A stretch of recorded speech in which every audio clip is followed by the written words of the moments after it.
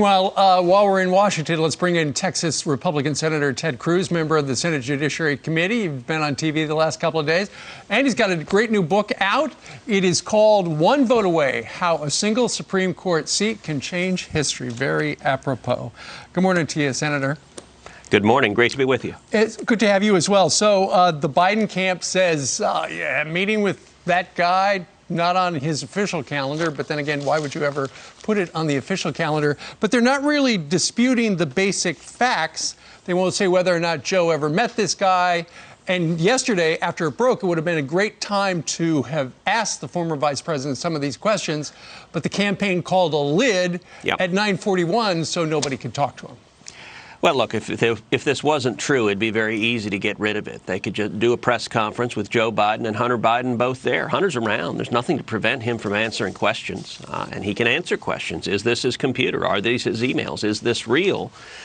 It's amazing, though, how much of the press wants nothing to do with this. They don't want to know if the vice president of the United States was selling favors from the White House. I mean, that's what the allegation is that for money, for millions of dollars to his family, that he was selling official policy, official aid of the United States of America to foreign countries. If that's true, that is serious, serious wrongdoing.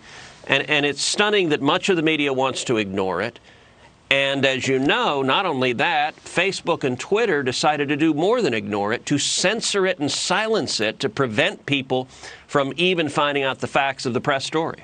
Yeah, we want to ask you about that, because look at the front cover of the Post today. It says censored because Kayleigh McEnany, the spokesperson for the White House, as you know, she put on her personal email or Twitter account, she posted this story, yesterday's story about Ukraine. And then they said, these were their words, Twitter's words. She violated the Twitter rules. Therefore, they took down, or they blocked her from being able to use her account.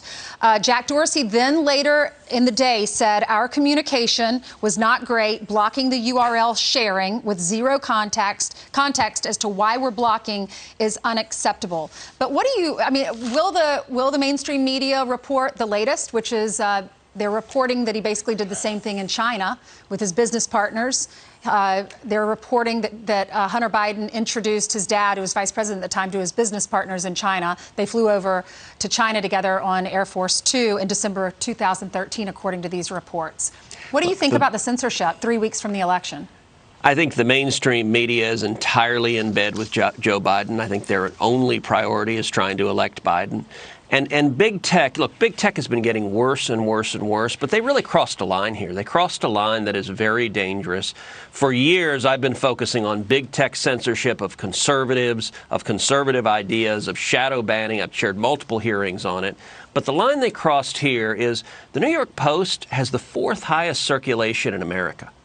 They did 2 things on this. Number one, they blocked all of their users. If you wanted to share this story from the New York Post, you clicked on the link and you went up to a page that said blocked. This information is dangerous. Well, maybe it's dangerous for Biden's political fortunes, but that's not really Twitter and Facebook's call to make. And then secondly, the New York Post itself was sending out on Facebook and Twitter their own story, and they blocked the Post. They blocked the Post from sending it. I don't know of any precedent of a major news outlet being blocked by Twitter and Facebook, of them deciding the following news outlets are not allowed to report major evidence of corruption from one of the 2 presidential candidates a couple of weeks before the election. It is stunning. And for everyone in the media who says, well, it's unverified, you know, that didn't stop the New York Times from going on and on and on with what they say are the president's tax returns. And it certainly didn't stop a whole lot of blue checkmark journalists from talking about the Steele dossier and the so-called P-tape. Now, that is unverified. In this case, I don't know if the New York Post story is right or not, but that's actually what people should be debating, and Joe Biden ought to be answering those questions right now. And they said there was some personal information, personal emails, and contacts on there. That was it. So they do this thing called redaction. I think America's got great at redaction. We're the best redactors in the world. We redact everything of substance. I think we could have adjusted that.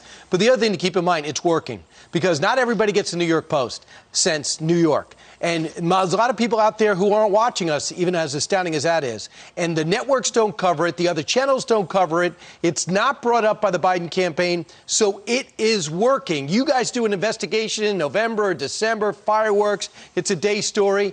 It is working. But so that's why it's a frustrating situation. If George Stephanopoulos is worth anything as an anchor, he will bring this up tonight with a follow-up, correct? He certainly should. I will say I'm not holding my breath. You know, Savannah Guthrie in the Today Show ought to be losing their mind, because if this is true, Joe Biden looked her in the eyes and just flat out lied to her. Just lied to her. If you watch the video, she ought to be really ticked off. A journalist has a right to be upset if a politician, particularly a nominee to be president of the United States, just flat out lies. And if NBC isn't pursuing this, shame on them that they're not even pretending to be journalists. Well, the last couple of days we've watched you on TV during the Senate confirmation hearings for Amy Coney Barrett. And so, you know, we're going to have a little flashback to something that was said yesterday. It's your colleague across the aisle, Chris Coons, the Democrat from Delaware. And essentially he was asking her, would she be an Antonin Scalia clone when it came to deciding issues? And here's the back and forth. Watch this. If Justice Scalia had had his way, we'd be in a very different country with regards to gender discrimination in one of Justice Ginsburg's most celebrated decisions in 1996, in the case involving Virginia Military Institute. I'm just getting at how closely you would ally yourself with Justice Scalia's jurisprudence. I do share Justice Scalia's approach to text, originalism and textualism. But in the litany of cases that you've just identified, I hope that you aren't suggesting that I don't have my own mind, or that I couldn't think independently, or that I would just decide, like, oh, let me see what Justice Scalia has said about this in the past, because I assure you I have my own mind. Senator, what was Senator Coons trying to do, and what did she do? Well, look, they tried to throw some rocks at Judge Barrett. I will say the big news out of yesterday is that the Democrats surrendered. They've given up. By midday, they were all gone. The hearing room was empty. There were 2 Democrats in the entire hearing room. And I think they recognize that on the merits, her credentials are impeccable. They don't have any questions that are moving the ball. She's going to be confirmed. And, you know, it's interesting, that exchange where Chris Coons, he talks generally about equal rights, but he doesn't get into any specifics. Yesterday, when I was questioning Judge Barrett, I walked through all of the cases at the court that are hanging in the balance 5-4. As you know, these are all the cases that I talk about in my new book, One Vote Away. Going through free speech, our rights to criticize our politicians, to talk about public issues, hanging in the balance 5-4. Religious liberty, our rights to worship according to our faith, according to our conscience, 5-4. The Second Amendment, the right to keep and bear arms. The radicals the left wants to put on the court, they have 4 votes for essentially erasing the Second Amendment from the Bill of Rights. And I'll tell you, it is very revealing that not a single one of the Democrats wants to debate the merits or substance of that. They know that their radical agenda for the court is really unpopular. And so instead, they want to talk about different topics. They don't want to talk about packing the court, which I also believe is part of their agenda if they win, increasing the number of justices to from 9 to 11 or 13 to try to immediately politicize the court. That's a wildly unpopular idea, but I think it's where Joe Biden and Kamala Harris are right now. Yeah, well, the polls show that Biden is ahead. If they do win, if Biden and Harris win in 19 days, then what happens with court packing after that? That's the next fight. You're warning America about that. That is exactly right. You know, it was interesting this week. We saw the Democrats trying to redefine what court packing means. And it was a very concerted effort. Their talking points, they've got a lot of message discipline. What they're trying to say is, well, you know, Republicans have been packing the court for 4 years. No, that's not actually what court packing means. Court packing does not mean nominating a justice to fill a vacancy. That's the ordinary course. That's what all presidents do. That's what happens. Court packing is very different. It is expanding the number of justices. FDR tried it in 1937 at the height of his power. He wanted to increase the Supreme Court from 9 justices to 15. His own party, the Democratic Party, said no and resisted him because they said it would destroy the independence of the court. It would politicize the court. The FDR was wrong then. The Democrats were right then. You know, Joe Biden in 1983 said court packing was a boneheaded idea. And now that boneheaded idea, I think, is their agenda number one if they win on Election Day. And they won't tell you, which shows that they know it's unpopular, but they're going to do it. Senator Schumer says everything's on the table, so don't let him deny that it's not. And number three is Bernie Sanders might have lost the nomination, but he is going to have the purse strings. He's going to be ahead of the Budget Committee if you guys lose majority in the Senate. He's going to have more power in many cases than the President of the United States. People should understand holistically what's at stake this election. Senator, thanks so much. Congratulations on the book.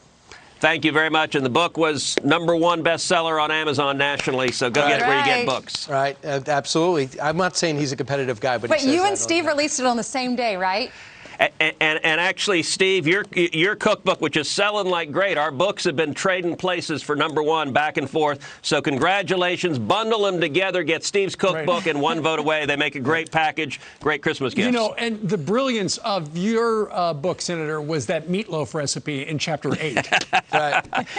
And your discussion of the Second Amendment, you know, right between tacos was very helpful. I couldn't help it. Yeah, take that, Bob Woodward.